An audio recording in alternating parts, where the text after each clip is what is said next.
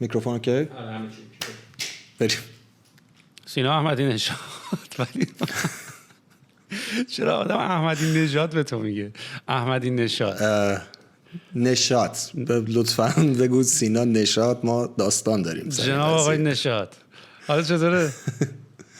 خدا رو شکر. من از بعد از دوران ریاست جمهوری آقای احمدی نژاد کلا احمدی رو از فامیلیم حذف کردم. همه جا دیگه ما رو احمدی نژاد صدا می‌کردن و ما دیگه گذاشتیم اسممون رو نشاط. سینا نشاط شد. آخه منم تا قبل از اینکه اصلا صدات بکنم فکر نمی‌کردم. یعنی الان که اومدم بگم احمدی نژاد شد احمدی نژاد. این تا حالا بهش فکر نکردم که چقدر تشابه اسمی داریم. ولی دمت گرم که آخر به هر حال یه شرکت اینترنتی در ایران تونست اینترنتش رو به راه بکنه و با ما یه توی اسکایپ بذاری. هنوز اینقدر ستم ایران؟ ببین داستان داره به هر حال دیگه، خیلی الان بهتر شده، باز خیلی بهتر شده، ولی هنوز به پای کشور دیگه نمیرسه.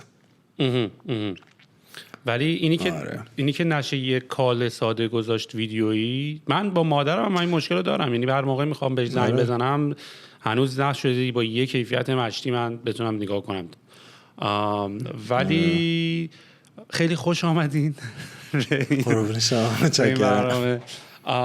سینا، من تو رو از یه چیزی هولوش 6 سال پیش که اومدم ایران، قبل از اینکه حتی یه استارتاپ بزنم دیدم. یعنی اصلا دلیل آشنایی من و تو این بود که توسط یه دوستی ما به هم دیگه معرفی شدیم. توی اون بازه زمانی من تازه برگشته بودم ایران، میخواستم استارتاپ بزنم و دنبال تقریبا پارتنر میگشتم و من تو اون موقع 6 سال پیش من تو اون موقع با هم آشنا شدیم.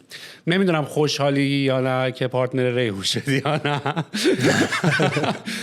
ولی اون موقع یه سری ایده دیگه داشتیم با هم برینستورم می‌کردیم. فکر کنم تقریبا نزدیک چند ماه ما داشتیم ایده‌های مختلف رو با هم بررسی می‌کردیم. یادت ایده چی بود؟ یادم. یه ایده راجع به تقریبا تو مایه‌های شاپیفای بود. اون موقع که داشتیم چیز می‌کردیم با هم دیگه گپ می‌زدیم. و ایده‌های مختلف، چند تا ایده مختلف بودن، ولی اصلیه که بیشتر روش کار می‌کردیم شبیه شاپیفای بود. آره یه چیزی شبیه پاساژ تور می‌خواستیم درست کنیم. اگریگیت تمام شاپ‌ها توی یه سایت داریم، تو بری انگار تو پاساژ شاپ مورد علاقت انتخاب کنی، به جای که دونه دونه بری توی یه سایتی که همه چی داره. تو قسمت کفش تمام سایت‌های کفش فروشی. ایده جالبی بود. هنوزم همچین چیزی خارجیش هم نداریم و اگریگیت تمام مثلا شاپ‌ها. شاپیفای الان خیلی داره چیز میکنه توی خارج از ایران که اصلا این قضیه جواب نمیده. اون موقع هم الان اگه برگردیم به قبل من میگم خوب شد نزدیم. ولی خب چون با تجربه هایی که به دست آوردیم توی کمپین های مختلف و کارهای مختلفی که میکنیم، الان میگم که اگه اون موقع میزدیم فکر میکنم فیل میشد. و تو خارج از ایران هم خب شاپیفای اصلا داره توی یه لول دیگه یه کارهای دیگه انجام میده که اصلا نمیذاره همچین ایده‌ای بخواد رشد بکنه. به نظر من. آره حالا این راجع به ایده قدیمیمون بود. آره و اتفاقا حالا خیلی خوب شد که جفتمون رفتیم پی دو کار متفاوت، چون همکاری‌های زیادی هم با هم کردیم. یعنی هم تو بازه زمانی که تو که اصلا من راستشو بخوای نمیدونم کارت چیه. 7 تا وبسایت داری، 6 تا ایمیل داری، 4 تا تلفن داری، چیکار داری می‌کنی؟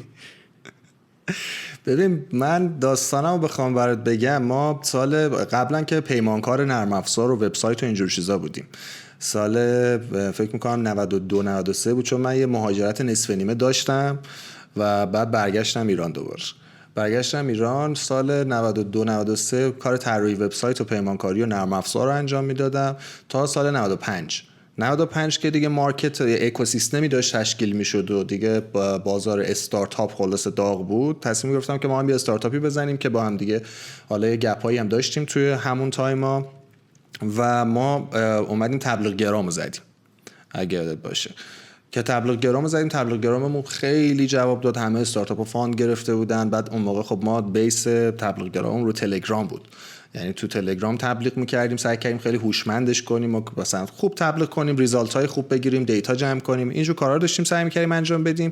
هم تلگرام خیلی داغ بود اون موقع، هم استارتاپ‌ها فاند گرفته بودن، کمپانی‌ها اومده بودن خیلی ترکوندیم دیگه، مثلا 800 تا 1000 تا مشتری واسه خودمون جمع کردیم توی مثلا یک سال و نیم و بعدش دیگه هی شروع کردیم اینوست کردن رو کارهای مختلف. یه حالا کمپانی دیگه زدیم تو کار کانتنت که تکمیل کننده تبلیغ گرام باشه. بعد اومدیم یه CRM زدیم، یه سافتور تیم کامیونیکیشن دیگه بود که باشون پارتنر شدیم تقریبا و همشون فیل شد. بعد خدمت درس کنم که آره واسه همینه که من سعی کردم توی مارکت های مختلف کار کنم. یه دونه اپلیکیشن سرچ انجین موزیک زدیم ولی هیچ کدومشون اون نتیجه‌ای که ما دوست داشتیم رو نگرفت. فقط بعد از تبلیغ گرام اومدیم یه دونه حالا استارتاپ که نمیشه گفت، تقریبا یه پلتفرم، یه کمپانی زدیم به اسم تبلیغ درایو که پرفورمنس مارکتینگ رو آوردیم تو ایران. و تبلیغ گرام و تبلیغ درایو با هم ارتباطی ندارن نه؟ چرا با هم ارتباط؟ تبلیغ درایو داره از تبلیغ گرام استفاده میکنه برای دیستریبیوت تبلیغاتش، ولی پرفورمنس منیجمنت داره تو تبلیغ درایو انجام میشه. تیماشون جداست با هم دیگه ولی جفتشون زیر یه دونه شرکت رسمی ان که دارن کار میکنن، ولی تیمای مختلفن که دارن کار میکنن. آفیستون هم هنوز همونجاست نه؟ شما هم تقریبا بالای ریحون بودین. آره ما بالای اشرفی اصفهانی. آره اونم الان اشرفی اصفهانی. ببین یکی دلیلی که دوست داشتم باهات صحبت بکنم به خاطر اینکه دیدی توی داستان اینکه هر کی میخواد یه سری اطلاعات از وضعیت مارکت بده، میگه بیزنس خوبه، نمیدونم چرخا میچرخه، همه چی عالیه، ولی اون کسی که به نظر من دیتای خیلی اصلی رو داره شماها این که دارین تبلیغ ران میکنین.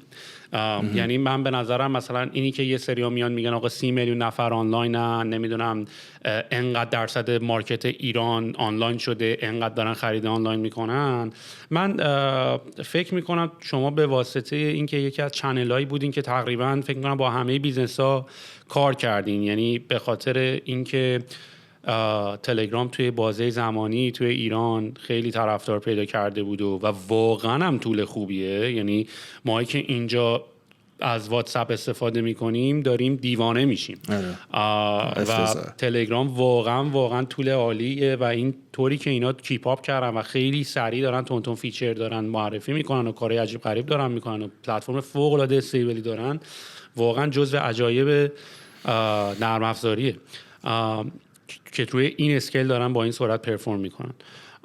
و خب یه جورایی نوع مصرف و کانساپشن اطلاعات هم تو ایران عوض کرد، مخصوصا به واسطه اینکه سرعت کلا تو ایران کم بود و صرف کردن روی اینترنت و اینور اونور. یعنی فکر می‌کنم تلگرام چند تا نکته داشت.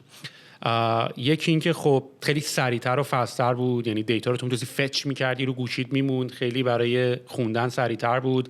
و دو این که برای یه کاربر عادی در حد پدر مادرها براوز کردنش خیلی خیلی راحت بود. یعنی همون داستان مایندلس اسکرولینگ رو داشت، یعنی تو بدون اینکه بلد باشی یه سری گروه که همونطوری که داری با خانواده‌ات چت می‌کنی، با بچه‌ت داری چت می‌کنی، با پدر مادرت داری چت می‌کنی، همون جوری هم داری اخبار می‌خونی. و من فکر می‌کنم این دو تا داستان، یکی سرعت بالا و یکی یو ایکس سرف کردن اینترنت، خیلی خیلی تاثیر گذاشت و توی ایران تقریبا جای براوزر رو تا حدودی برای کسایی که مصرف اطلاعات می‌کردن، جای اینترنت رو جای اینترنت رو گرفته بود. و فکر میکنم توی یه بازه زمانی شما واقعا گوتو این بودین که اگه میخوای تبلیغ انجام بدین با شما انجام بدین، چون تعداد گروه ها زیاد بود، تعداد کاستومرها زیاد بود، تعداد یوزرهای تلگرام زیاد بود و میخواستی با دونه دونهشون صحبت بکنی خیلی طول میکشید. خب پلتفرم شما اینطوری کار میکرد که به جایی که ما بریم با تمام این ادمینا دونه دونه دونه دونه صحبت بکنیم، شما اومده بودین یه دیتابیسی از تمام پیجا درست کرده بودین. حتی یادمه توی یه بازه زمانی ایندکسشون کرده بودین، می‌خواستین سرچبلشون بکنین تمام کانتنتایی که روی تلگرام بود، چون واقعا هم میطلبید، چون تمام کانتنت فارسی یه جورایی موف شده بود اومده بود روی تلگرام و داشون خاصیت SEO، سرچبیلیتیش و قابلیت جستجوش اینا رو داشت از دست میداد و شما می‌خواستین همچین کاری بکنید. یعنی حتی مثلا ما هم اگه می‌خواستیم ببینیم مثلا کیورد ریحون کجا منشن شده حتی تو پابلیک گروپ‌ها نمیتونستیم خیلی متوجه بشیم و شما داشتین همچین کاری رو می‌کردین. یه ریز توضیح از این بده که ایده تبلیغ گرام از کجا اومد، الان کجاست، چقدر پول توش در اومد، چقدر در نیامد، هنوز دارین کار میکنین کار نمیکنین. یکم جون من آمار این کمپانی‌ها رو بریز وسط. حالا بحثم دنبال آمار پرایوت نیستم، چون تو ایران هم همچین به نظر من خیلی دیتای عجیب غریبی نیست که ملت یه جوری تو ایران چسبیدن به دیتاهاشون که آقا دیتای ما رو کسی نبینه. ولی اگه مثلا بتونی یه ایده‌ای به ما بدی که، چون من هنوزم برام سواله، یعنی توی همین بازه زمانی الان من مارکت ایران رو هنوز شناخته خیلی خوبی هیچکی نداره، نه که من ندارم، هیچکی نداره، ولی فکر میکنم یوزج تلگرام یه مقداری به شما یه ایده‌ای داد که الان کجای بازی هستیم. یه توضیح ریز به ما میدی از این که الان وضعیت تبلیغ درایو و تبلیغ کجاست؟ آره ببین، من حالا بخوام از اون دوران بگم، خب ما تایمی که کلی کاستومر داشتیم و رو تلگرام خیلی داشتیم تبلیغ میکردیم، خب یه رشد وحشتناکی داشتیم. بعد ایده های مختلف داشتیم که هم واسه پرفورمنس تبلیغاتمون، هم واسه اینکه بخوایم ابزارهای مختلف دیتا ماینینگ در اختیار کمپانی‌ها بذاریم. داشتیم کانالا رو ایندکس می‌کردیم، تقریبا کل کانال‌های فارسی هم ایندکس کردیم. ولی دیگه از یه جایی به بعد از فیلتر شدن تلگرام ما ضربه اساسی خوردیم که نمیتونیم پنهانش کنیم و حتی سرورامون هم خاموش کردیم و از یه سری از پروژه‌مون رو استاپ کردیم کامل. ولی بخوام کلاً بهت بگم، تلگرام الان فرق تلگرام و اینستاگرام تو ایران این شکلی شده که اکثر یوزرهای تهران رو اینستاگرامن، اکثر یوزرهای شهرستان هنوز دارن از تلگرام استفاده میکنن و یوزیج تلگرام اونقدر تو شهرستان پایین نیامده. یه تایمی خیلی ریخت ولی خب دوباره شروع کرد به بالا رفتن. ولی خب برندها خیلی هاشون حساسیت پیدا کردن راجع به تبلیغ کردن تو تلگرام و خب سفارش تبلیغات خیلی افت پیدا کرد و خب همه اونا هم مثلا الان دارن سعی می‌کردن برن اینفلوئنسر مارکتینگ کنن یا مثلا کار مختلف تبلیغ تو اینستاگرام بکنن. البته ما اومدیم اینستاگرام هم پوشش دادیم، ولی اینستاگرام به قدرت تلگرام اون موقع نیست، با اینکه الان خیلی داغه. این حالا یه توضیح راجع به تلگرام و اینستاگرام بهت بدم. راجع به بیزنس ها و تعداد یوزر ها و حالا اتفاقایی که تو مارکت ایران میفته، ما شاید بهت بگم که از همون دوره داغ استارتاپ های ایران تا الان یه رشد مثلا تقریبا سالی 20% 30% داشتیم. الان نهایتا ما 10 میلیون 15 میلیون یوزری داریم که یوزر خریدار باشه، خب که بتونه مثلا بیاد از تو خرید بکنه. یوزر با ارزش کل آنلاین ایران از دید من با توجه به تجربه که ما توی کمپینمون داشتیم تقریبا نهایتا 7-8 میلیون نفرن. یعنی شما بخوای یه مارکت برای خود توی ایران تو ایران آره کلا 7-8 ما راجع به 7-8 میلیون نفر داریم صحبت میکنیم. یعنی اینی که میان میگن آقا مارکت 20 میلیون از 80 میلیون نفر 20 میلیون نفر 30 میلیون نفر، این احساسی نیست که شما کرده باشین. نه ببین 20-30 میلیون نفر هستن آنلاینن، ولی 7-8 میلیونشونن که دارن پول خرج میکنن آنلاین، جرأت میکنن خرید آنلاین انجام بدن یا مثلا همین. یعنی میتونم این فرضیه رو داشته باشم که مثلا دیجی کالا بیشتر از 8 میلیون نفر خریدار نداشته تا حالا؟ 8 میلیون نفر چرا؟ دیجی کالا قطعا داره. ببین دیجی کالا الان تقریبا به کل ایران رسیده، خب و یه جوری شده که برند دیجیکالا حکم خرید آنلاین رو پیدا کرده. مثل قبلا که میگفتن تلگرام شده تلگرام شده اینترنت، الان دیجیکالا شده خرید آنلاین. چیزی میخوای بخری برو تو دیجیکالا مثلا سرچ کن برو بخر. دیجیکالا مشتری رو ساخته ولی اون مشتری از دیجیکالا خرید میکنه. اینجوری نیستش که تبلیغات ببینه بیاد شروع کنه به خرید کردن. شما باید در نظر بگیرید که دیجیکالا چقدر هزینه کرده، چقدر خودشو نشون داده تو جای مختلف، چقدر اعتماد سازی کرده و اگر تو اون اسکیل بخوای تبلیغ کنی میتونی مارکت 20 میلیون نفری در نظر بگیری، ولی اگه تو اون اسکیل نمیخوای تبلیغ کنی باید رو 7-8 میلیون نفر حساب کنی. خب میتونی برامون یه بریک داون بدی که مثلا تعداد تبلیغ کننده ها و ادورتایزرها چند تاست؟ چون یکی از مشکلات ایران این بود که فقط انگار کل مارکت دست یه چیزی هولوش 20-40 تا کمپانی اسمیه که شاید واقعا الان به من بگی نام ببر من 10 تا نتونم نام ببرم. میدونی یه مقداری این نسبت تبلیغ کننده و مصرف کننده رو چجوری میبینی الان؟ ببین بخوام بهت بگم نسبت به اون موقع، اگر اون موقع 50 تا کمپانی بودن که داشتن کنترل می‌کردن کلا مارکت رو، الان شدن 10 تا کمپانی، 15 تا کمپانی و خب خیلی‌ها رفتن، خیلی‌ها جمع کردن، اینوستورها همه رفتن. تبلیغ کننده های استارتاپی اگر توی ذهنت باشه، تبلیغ کننده های استارتاپی خیلی کم شدن و ادورتایزرها اوضاعشون اصلا با اون قابل مقایسه نیست. چرا؟ به خاطر اینکه الان اصلا فاندی اونقدر نیست و هر کسی که میخواد استارتاپی لانچ بکنه اینوستورش هم خودشه، به خاطر اینکه اصلا اون استراتژیای اصلی استارتاپ و اگزیت استراتژی و اینجور چیزا اصلا الان دیگه شدنی نیست. میدونی چی میگم؟ ولی خب ادورتایزرهای دیگه ای وارد بازار شدن. مثال برات میزنم، ما توی تبلیغ درایو یه درصد خیلی از بزرگی از مشتریامون آژانس‌های گردشگری بودن، کلینیکا بودن، یه سری بیزنس‌های دیگه ای بودن که اینا استارتاپ نیستن ولی خب پولی هم که خرج میکردن حتی از استارتاپ‌ها خیلی بیشتره و ریترنشون هم متفاوت و یه جور دیگه است. ولی در کل بخوام بهت بگم اینجوریه که مارکت تبلیغات شاید حتی رشد هم کرده، اما نه بین استارتاپ ها. سینا تو چرا موندی ایران هنوز؟ چرا موندم ایران نمیدونم والا. یعنی من یکی این که اینجا خیلی زیاد پهن شدم، منم جزو اون دسته‌ای بودم که از همون موقع اینوستور استارتاپ هم خودم بودم، هیچ وقت اینوستور نداشتم و اینکه از اولم هیچ وقت نیومدم پول بزرگی بذارم. من یه شرکت 2-3 نفری داشتم که کار پیمانکاری انجام میداد، بعد شد 10 نفر، بعد اومدم استارتاپ تبلیغ گراممو زدم، شدیم 30-40 نفر، خودمون شروع کردیم اینوست کردن رو چیزهای مختلف و اومدیم بالا تا اینجا و الان خیلی پهن شدیم. من چیز دیگه هم که یادم رفت اول بهت بگم، یکی از چیزایی که ما روش اینوست کردیم یه برند آیفون کیس بود که نمونه خارجیش توی خارج از ایران اسمش کیستیفایه که کیستیفای هم کمپانی خیلی با ارزشی شده اونجا.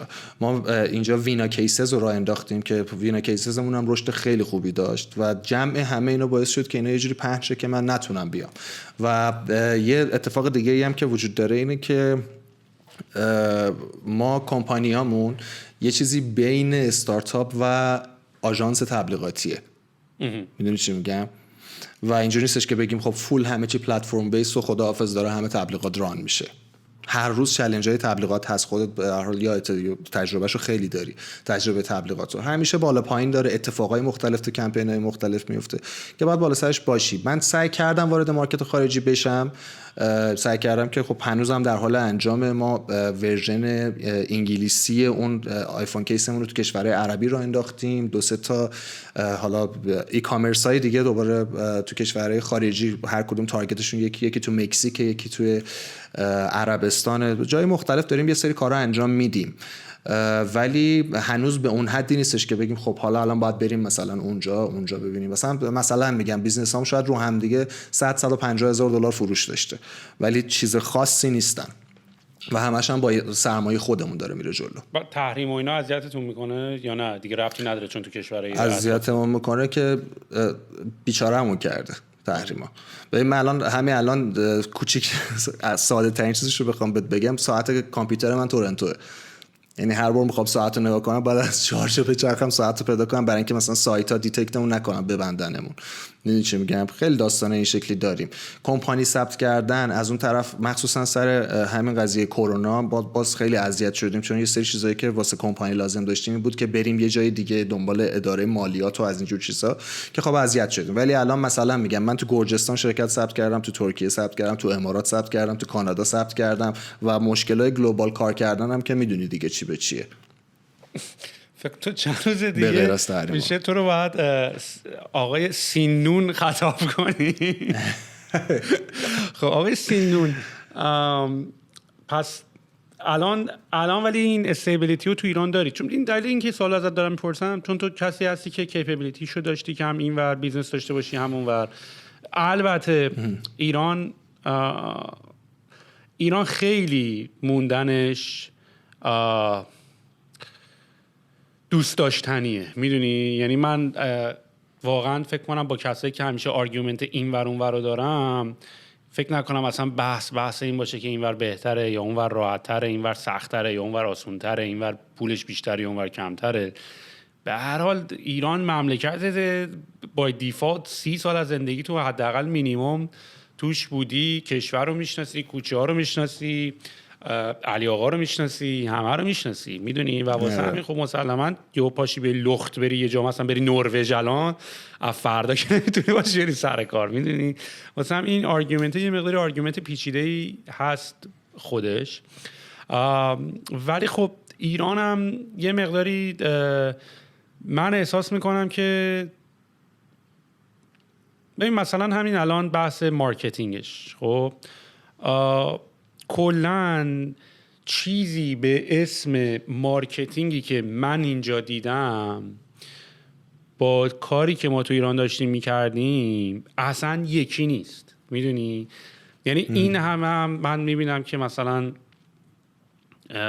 نمیدونم چرا هم فقط بچهای مارکتینگ هن که تعداد مجمع ها و ایناشون زیاده، میدونی. مثلا چرا برنامه نویسا مثلا چیز ندارن، چی بهش میگن از این گروه ها تشکیل نمیدن، نمیدونم چی بهش میگن از این کارگاه آموزشی، چرا نمیدونم چرا برنامه، چرا دیزاینرها ندارن، چرا فقط مارکترها دارن، چون مارکترها خودشون هم دارن مارکت میکنن دیگه. و واقعا یاوه‌گوییه تو خیلی از سشن‌ها، به خاطر اینکه اصلا تو وقتی داری راجع به یک اتنیسیتی صحبت میکنی که همه توی یک کشورن، توی لوکیشنن، واقعا درصد فوق. یه دقیقه بس این چیز شد، صدات قطع شد. من 2 دقیقه گذشته رو تقریبا صداتو نداشتم. از کجاش برات بگم؟ 2 دقیقه خیلیه داداش. تا کجاشو گفتی الان؟ گفتی که چرا توی اکوسیستم مارکتینگ و مارکترها. آره تا اونجاشو شنیدم، از اونجا بعدشو نشیدم. خب به خاطر همین که دارن خیلی بیشتر مارکت میکنن، خودشونو دارن مارکت میکنن مثلا دیگه. منتهای مراتب به خاطر اینکه مارکتینگ تو ایران فقط راجع به یک کشور و یه اتنیسیتی و خیلی به قول تو مارکت 10-20 میلیونی دیگه خیلی مثلا به 100 مثلا ترافیک روزی 100 میلیون نیست که مثلا میدونید تو کل سال شاید مثلا 3 میلیون بشه. بنابراین خیلی مارکتینگ هم نداریم، یعنی به اون شکل. یعنی همینجوری که واقعا بدم پست بذاری تو تبلیغ، پست بذاری توی اینستاگرام، میدونی خیلی اون کمپین و نمیدونم این داستانا توی ایران خیلی افورتش به این ریزالتش نمیارزید. نه که نمیشه و نداریم و داشتیم، ما خودمون امام کمپین ران کردن بودیم دیگه، همش داشتیم چپ و راست کمپین میذاشتیم دیگه. منتهای مراتب حجم و انرژی که باید بذاری برای یک کمپین تا مثلا یه چیزی از توش دراد و آخرام داری میبینی. ببین به هر حال بیزنس‌های آنلاین، بیزنس‌های مثل دیجیکالا و اینا انقدر دیتا دارن و اسمارت هستن که بدونن چیزی مثل بیلبورد اون کارایی رو که باید و شاید دیگه تو این دور زمانه نداره، ولی باز تو ایران دارن این کارو میکنن. و اینجا فقط برای من سوال میاد که چه دیتایی رو اینا دارن میبینن و چطوری دارن مجرش میکنن که هنوز چیزی مثل بیلبورد و با اینکه احتمالاً اینترنالی نشستن دیسکاس کردن، گفتن آقا دیگه بیلبورد نمیارزه، من حاضرم به جای که 400-500 میلیون تومان بدم برم بیلبورد بزنم 500 میلیون تومان رو هزینه دیجیتال مارکتینگ بکنم، ولی باز دارن تو بیلبورد میذارن. این از کجاست به نظرت؟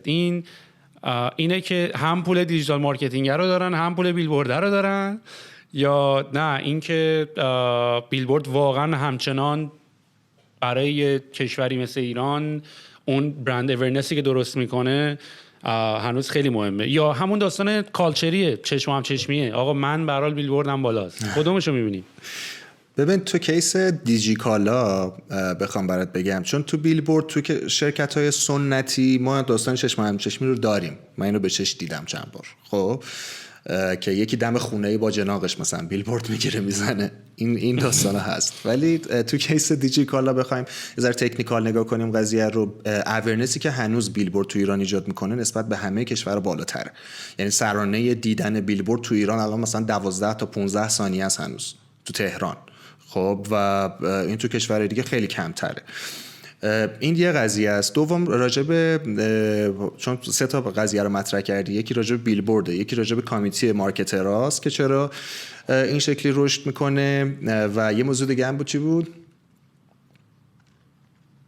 اینی که باجتشون از کجا میارن، یعنی باز ترجیح دارن میدن که باجت رو همون ور بذارن یا همین ور؟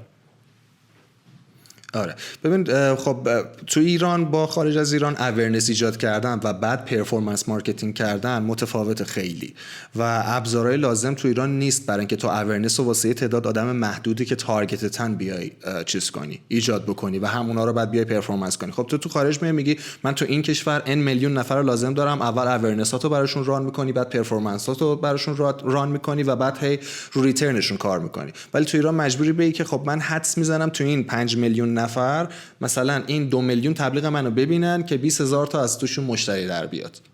خب بنابراین مجبوری بیلبورد رو بری بیاد اینفلوئنسر مارکتینگ تو جدا انجام بدی، تو تلگرام تبلیغ تو انجام بدی، تبلیغ تو اپلیکیشن ها بکنی، همه جوره هی مجبوری خودتو نشون بدی برای اینکه به هر حال برود تارگتینگ دیگه. کسی مثل دیجی کالا که همه کشور میتونن مشتریش باشن، اتفاقا بهترین استراتژیش همین برود تارگتینگه که بگه من دارم مثلا همه بیلبوردها رو رفتم همه جا ببیننش. این برای دیجی کالا بهترین استراتژیه. این راجع به حالا این قضیه باجت منیجمنت تو ایران و کمپانی دیگه ای هم که به هر حال پروداکتشون به درد دسته زیادی از آدم میخوره، همچنان این روش تو ایران داره جواب میده. کمپانی که میاد بیلبورد میزنه مردم میگن حتما این معتبره، تو اینستاگرام میان طرفو تبدیل میکنن به توی اینستاگرام و سوشال مدیا، منظورم تو سوشال مدیا میان طرفو تبدیل میکنن به یوزرشون. این در مورد این دوتا قضیه. من اصلا میخواستم به همین نکته برسم که دلیل اصلی بیلبورد توی ایران خیلی اون تکنیکالیتی که کشورهای دیگه دارن که بیان مژر بکنن و اندازه گیری بکنن که چقدر ویو خورده چقدر نیست، بیشتر به خاطر اعتماده. یکی از مشکلات اساسی ما توی ایران بحث اعتماده که حق هم داریم. یعنی مثلا واقعا باید برای چی به مثلا سرویس سفارش آنلاین غذا ریحون من باید اعتماد بکنم؟ میدونی برای چی به این همه طول باید اعتماد بکنم؟ ببین من اینجا واقعا این قضیه رو خیلی ندیدم. یعنی منم وقتی اومدم توی ایران احساس این قضیه بی‌اعتمادی رو کردم. ببین به هر حال من نمیدونم ایران خب این داستانه اینماد و نمیدونم درگاه بانکی اجازه از بانک و اینا رو بگیری، باز با تمام این داستانا هم هنوز یه چیزی که اینجا خیلی سیملس من بدونی که اصلا احساس بکنم و ندیدم. و خب ببین اینجا به نظر من یه دلیلی که مثلا توی این قضیه اعتماد سازی وجود داشت که تو به یه برندی اعتماد کنی و برای اولین بار ازش خرید بکنی و بهش تراست بکنی و حداقل این شانس رو بهش بدی، اینه که تو معمولا چون داری از کردیت کارت کمپانی‌ها استفاده می‌کنی، کردیت کارت کمپانی‌ها برای دیسپیوت رو انجام میدن. میدونی یعنی مثلا اگه تو به یه سرویسی پول بدی و حالا اون محصول یا سرویس رو ازشون دریافت نکنی و بخوای پولتو پس بگیری، حالا اینجا خب مثلا خیلی راه هست. یعنی احتمالاً اولا درگاه استرایپ مثلا استفاده کردی برای خریدت که حالا فکر کنم نمونه ایکویولنتش تو ایران همون زرین پال و ایناست و استرایپ خودش اول از همین با دیسپیوت میکنه، میاد میگه آقا سرویس نگرفتی، پیپل میاد با دیسپیوت میکنه، بعد اگه نشد با خود ویزا و مسترکارد صحبت میکنی، اونا برای دیسپیوت میکنن، اگه نشد باز با بانک صحبت میکنی، باز اونا دیسپیوت میکنن.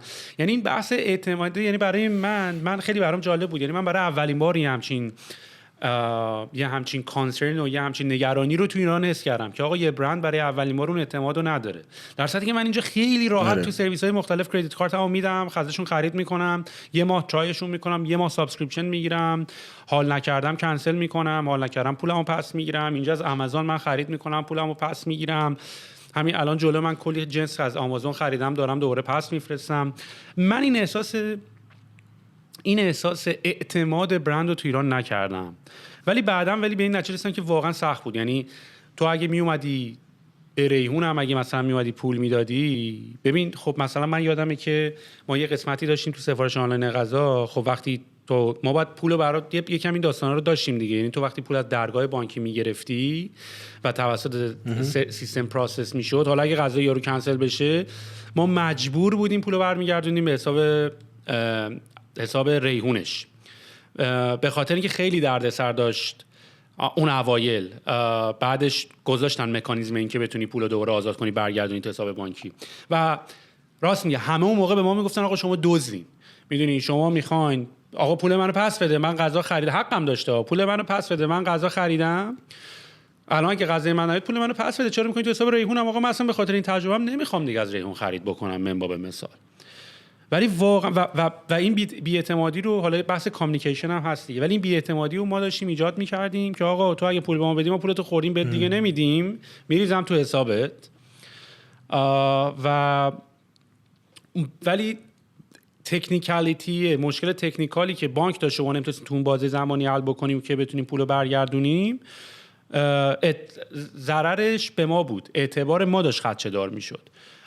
و فکر میکنم این نکته بیلبوردی که گفتی که دلیل اصلیش بحث اعتماد سازیه. یعنی واقعا داریم یه پول خیلی گنده الکی رو بابت اعتباری که باید کسای دیگری برای ما پروواید میکردن، یعنی جزء زیرساخت دولتیه، بانکت باید پروواید کنه این اعتمادو، سیستم بانکیت باید پروواید کنه، اون گیتوی های بانکی باید به تو اون ایشوئر کارد تو باید بده که سیف استفاده کردن از این پول برای تو سیفه.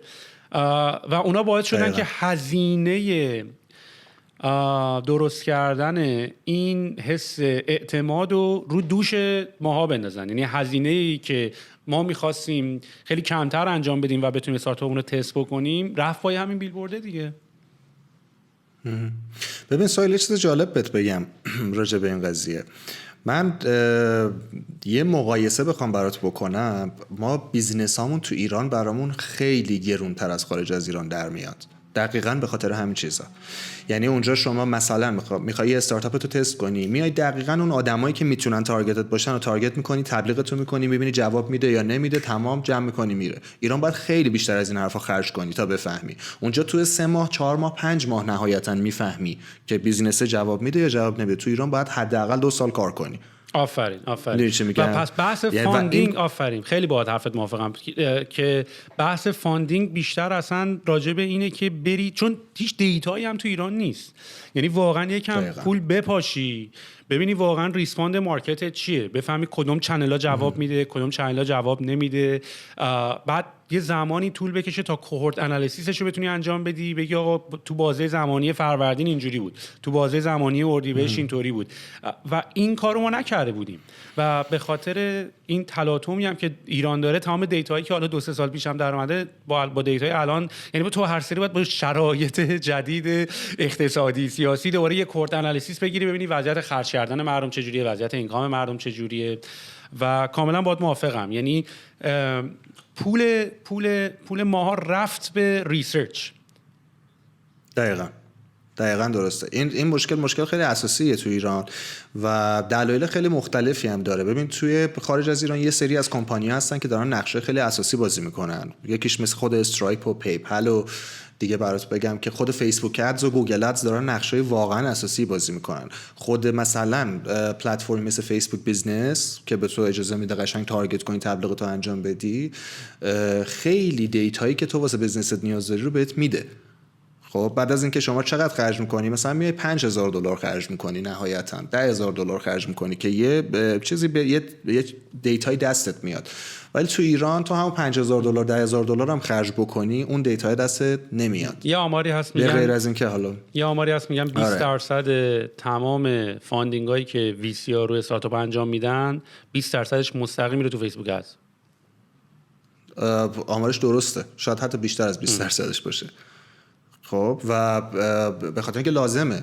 و اون ببین من یه چیز بگم، خب ما تو فیسبوک ادز هم کار میکنیم، یعنی تبلیغاتی تو خارج از کشورمون هم داریم به خاطر همین ای کامرسامون.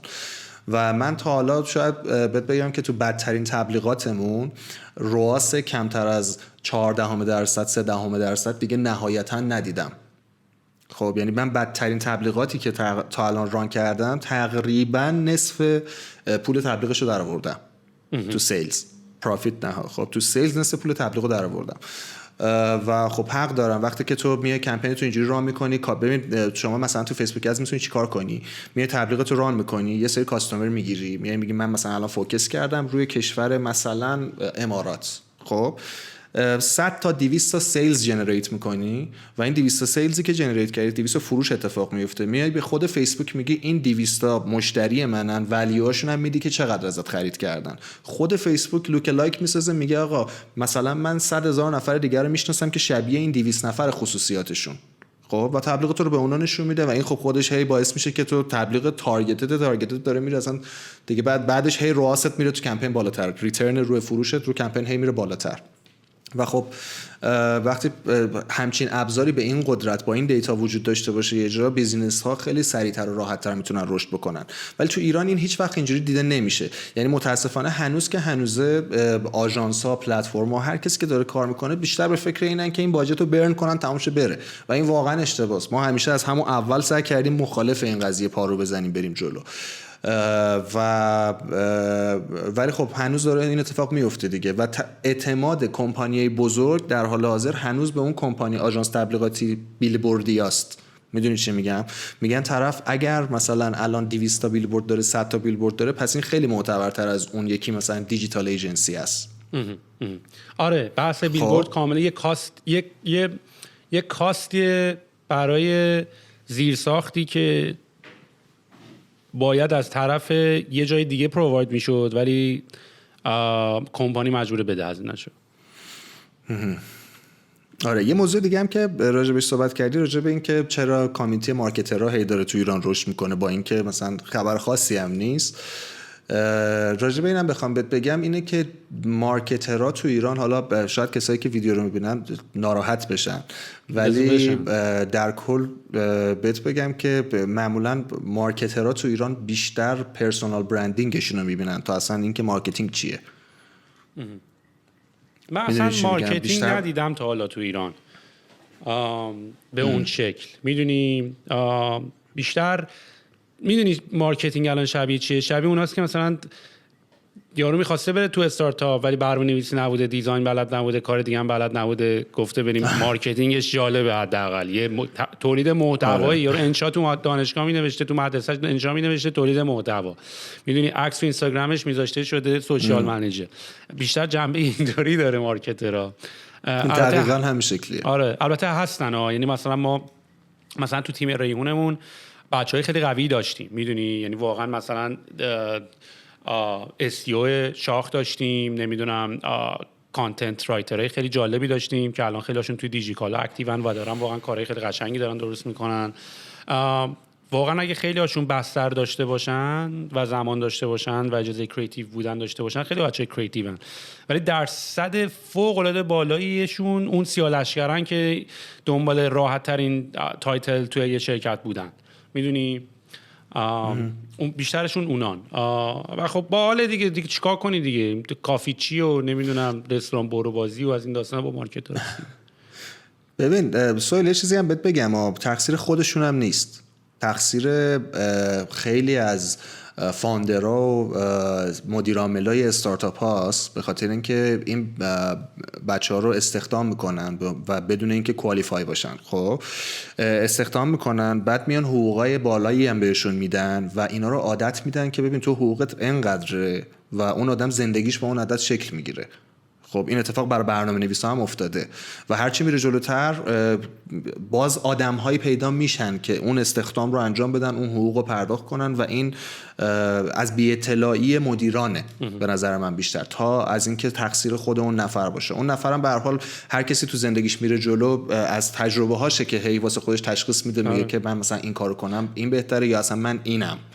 میدونین چی میگم؟ ببین این چالش به نظر من، ببین همونطوری که توی ریتیل و بازارهای فروشگاهی فیزیکی مثلا اپل برای اینکه بیاد ببین از هر اپل استور چقدر داره میفروشه، میان پر اسکوئر میترز حساب میکنن دیگه، میگن آقا ما به ازای هر متر مربع که مغازه داریم اینقدر داریم فروش میکنیم.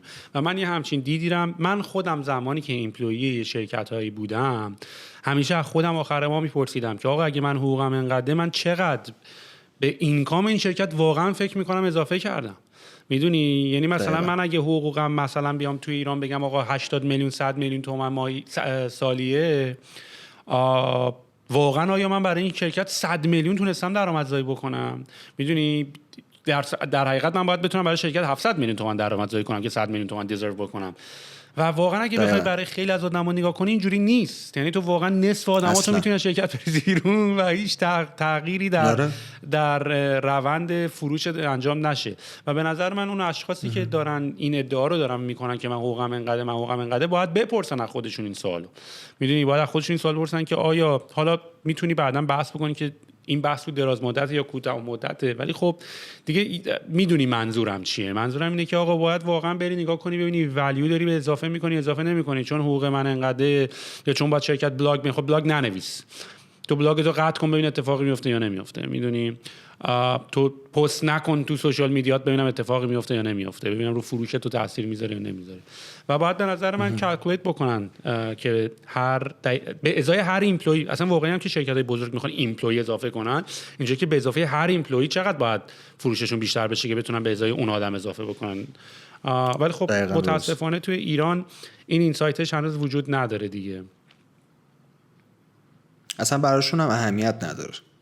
برای خیلیا، من نمیگم برای همه اهمیت نداره، برای خیلیا اهمیت نداره. من شاید بگم من به کالچر شرکت خودمون همیشه خیلی افتخار میکنم راستش. خب و بچه‌هایی که توی شرکت ما دارن کار میکنن من همشون رو تک تک هم واقعا دوستشون دارم. همین که یه فرهنگی هستش که همه دلسوزن، چون ما از اول شرکتمون یه شعاری که برای خودمون گذاشتیم، گفتیم آقا ما سرمایه‌دار نیستیم، سرمایه سازیم.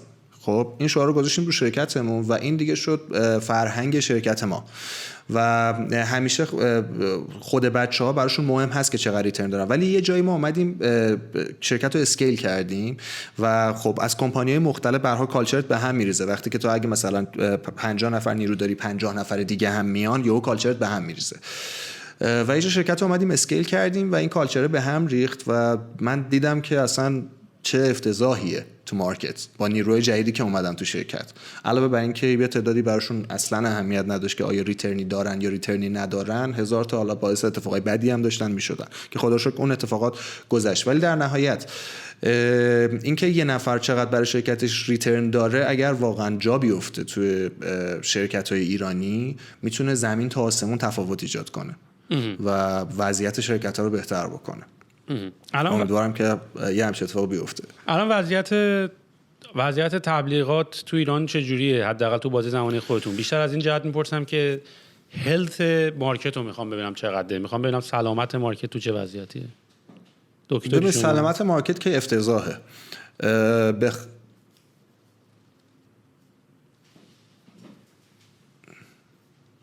سرات قطع شد، من سراتو نمیشنوم. الان واسه شد نشنم. آره الان میشنوی صدا؟ آره. خب بریم. دکتر داشتم راجع به هلت مارکت ازت میپرسیدم.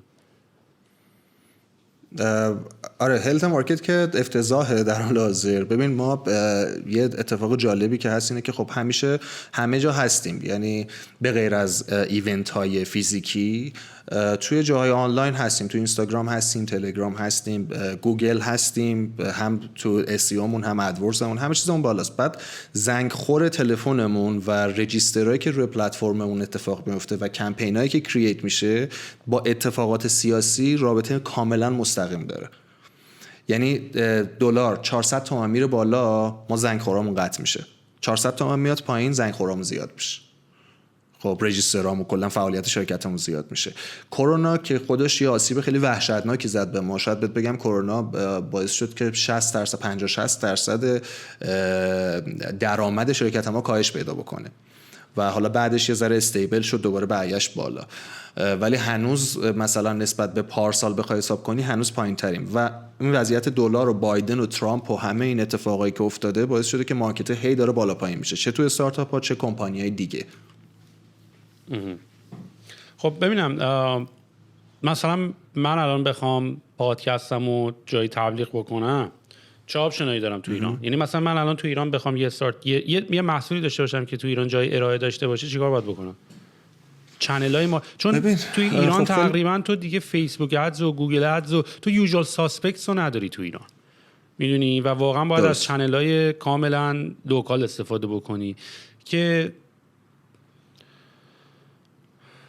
راستش هم بخوای مثلا تو تجربه من تو ایران خیلی تجربه بروکنی بود دیگه. باید یارو دیتا رو برای اکسل شیت برات میفرستاد، واقعا داشبورد در این حد بود.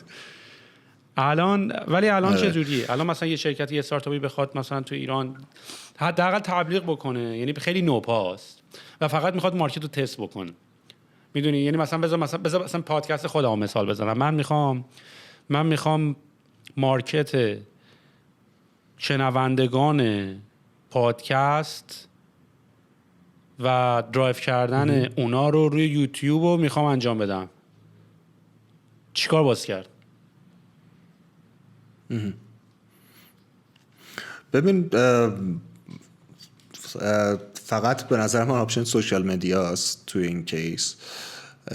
یعنی بیشتر از همه سوشال مدیا میتونه برای تو آورده داشته باشه. حالا سوشال مدیا هم تو اینستاگرام، هم تو تلگرام، جاهایی که حالا بیشتر طرفدار پادکست هستن، جاهایی که برات بگم که مدل مختلف آدمایی که هم به اینترتینمنت علاقه دارن، به تکنولوژی علاقه دارن، باید اونجاها تبلیغات پابلیش بشه و از این طرف ببینه که چه ریترنی برات داشته هر کدومش. ما کاری که انجام میدیم تو کمپین‌های تبلیغ درایومون این شکلیه که میایم اول تبلیغ تو رو با یه باجتی پخش میکنیم توی سری از چنل‌ها، بعد ریترن چنل‌های مختلف رو اندازه میگیریم، بعد چنل‌هایی که شبیه به اونه تبلیغ تو اونجاها میاد منتشر میشه. خب یه فرقی که من این حالا بخوام خیلی موضوع به موضوع نپرم، این میشه راهکاری که من برای مثلا پادکستتون میتونم پیشنهاد بدم و شما هر استارتاپی بخوای لانچ بکنی فقط برای اینکه تست بکنی ببینی که این جواب میده یا نمیده، باید توی بازه مثلا 3 ماه 4 ماه 50 تا 100 میلیون تومان خرج کنی تا بفهمی که اصلا این داره جواب میده یا جواب نمیده، برای اینکه واقعا مارکتینگش کنی، وارد مارکت بشی، ببینی که در یه حد کوچیک دیتا جمع بکنی. 50 تا 100 میلیون تومان باید خرج کنی. میتونه چنل‌های مختلف باشه، میتونه حتی فقط سوشال مدیا باشه. خب شما این همه تبلیغ کردین، الان یه بنچمارک درست نکردین که اون بنده خدا نیاد دوباره 50 100 میلیون بده بگه آقا من توی مثلا بیزنس لباسم دارم کفش میفروشم تو اینستاگرام، دوباره 150 تومن 150 میلیون تومن خرج نکنم؟ چرا ما دیتاشو داریم. وقتی که یه نفر میاد اول میخواد مثلا با ما جلسه‌ای میذاره یا میخواد کمپینی رو برای خودش درست بکنه، کسایی که حالا رو پلتفرم کمپین با باجت‌های کم میسازن نه، ولی کسایی که میخوان باجت‌های بیشتری رو خرج بکنن با ما میان جلسه میذارن و ما از بهشون اطلاعات میدیم با تجربه هایی که داریم. نمونه‌های مختلف هم هست، از کسی که میخواد کفش بفروشه، کسی که یه ایده استارتاپی داشته تا یه جایی پیش رفته. من کسی بوده که پول گنده‌ای می‌خواسته خرج کنه و من با خودم باش جلسه داشتم و گفتم که آقا اینو تو رو خدا لانچ نکن. یعنی میگن جلو ضرر رو هر جا بگیری منفعته. 2 جلسه من باشون داشتم که تو این 2 جلسه داشتم گفتم که این ایده شما فیل میشه اگر لانچش کنی، اینم دلایلش، یه سری دلایل هم بهش دادم. ما این دیتا رو در اختیارشون میذاریم، یعنی سعی میکنیم که تا جایی که میشه و به وارد محرمانگی نشه اطلاعاتی بهشون بدیم که بدونن قراره چی توقع داشته باشن.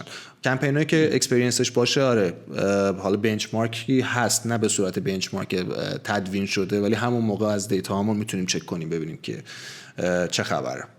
الان چند تا شرکت تبلیغاتی تو ایران داریم؟ من یادم اون بازه زمانی که من بودم مثلا شما بودین برای تبلیغات اینستاگرامی و تبلیغگرام یا برای همون تلگرام. یادم یه چند تا شرکت دیگه بودن. خب شایان شایل لینا بودن که نمیدونم هنوز وضع شرکتش ای نتورک هست یا نیست. سباییده بود که کارهای مثلا حتی تبلیغات توی اپلیکیشن اینا میکردن. خود کافه بازار مدل تبلیغات این اپش رو فکر کنم یادم لانچ کرده بود. الان وضعیت ایران توی تبلیغات چه جوریه؟ چه شرکتایی هستن، چی کارا دارن میکنن، کدومشون تاپ ترینه؟ ببین چند تا اتفاق افتاده. یکی این که من الان یادم افتاد فکر کنم یه سوال تو رو جواب ندادم که تبلیغگرام چجوری تشکیل شد. توی تبلیغات توی تلگرام و تبلیغات توی اینستاگرام ما اون موقع اولین پلتفرم رو ایجاد کردیم. اصلا کلا همه چیز اولین بار بود که داشت اتفاق می افتاد و این چجوری تشکیل شدنش این بود که من خب از خیلی سال پیش عاشق گوگل ترند بودم. همه چیز رو مثلا با گوگل ترند چک می‌کردم ببینم چه خبره و اینا. یه روز من سرچ کردم تبلیغات در تلگرام و دیدم که اصلا یه ترند عجیب و غریب مردم دارن سرچ میکنن و تو سرچ ریزالت گوگل رو که باز میکردی هیچ وبسایتی راجبش حرف نزده بود. اگه اشتباه نکنم یه وبسایت خبری فقط راجب تبلیغات تو تلگرام یه چیزی گفته بود، یعنی تو ایندکس گوگل هیچ وبسایتی راجب تبلیغات تو تلگرام نبود که ما تا زدیم اومدیم مثلا ریت اول گوگل وایستادیم و یهو سیل مشتری اومد و همه اون اتفاقات افتاد. این زمانی بود که حالا اون موقع راه انداختیم و پشت سر ما هم خیلی دیگه راه افتادن. یعنی تعداد وحشتناکی بوده. دقیقاً اصلا خیلی رایت تایم رایت پلیس و خیلی چیز عجیب غریبی بود. ولی در کل بخوام بگم الان با بعد از اتفاقاتی که واسه دلار افتاد و اتفاقات سیاسی که افتاد و کرونایی که وارد کشور شد، تقریبا البته قبل از کرونا این اتفاق ایجاد شده بود، تقریبا میتونم بگم 90% اون وان من کمپانی‌ها حذف شدن. خب و آژانسایی که تعداد کمی نیرو داشتن یا تازه وارد شده بودن همشون حذف شدن رفتن کنار و الان تقریبا یه سری از قدیمی‌های بازار موندن دارن فعالیت میکنن. یه چند تا آژانسی هم جدیدن دوباره شکل گرفتن. من الان بخوام جمع بگم شاید مثلا 7 تا 8 تا شرکت هستن که دارن کار میکنن. سبایده که مثل قبل داره فعالیتش رو انجام میده که روی اورنس کار میکنه. یک تانت داره فعالیت خوبی انجام میده تو وب، تقریبا وب و موبایل وب الان دست یک تانت کامل و بچه‌های خیلی باهوشی هم هستن، روی دیتا خوب کار میکنن و الان پوش نوتیفیکیشن و این چیزا رو اضافه کردن. خیلی خوب داره یک تانت توی وب فعالیت میکنه. وب دست یک تانت تو ایران و ما بقیه هم هستن، کمپانی دیگه هستن که دارن فعالیت میکنن. خیلی حالا اسمشون رو نمیتونم بگم چون اگه یکیشون یا دوتاشون رو نگم بیو باعث ناراحتی نشه. خب ناراحت میشن دیگه، اشکال نداره. آره اوکی. آره خلاصه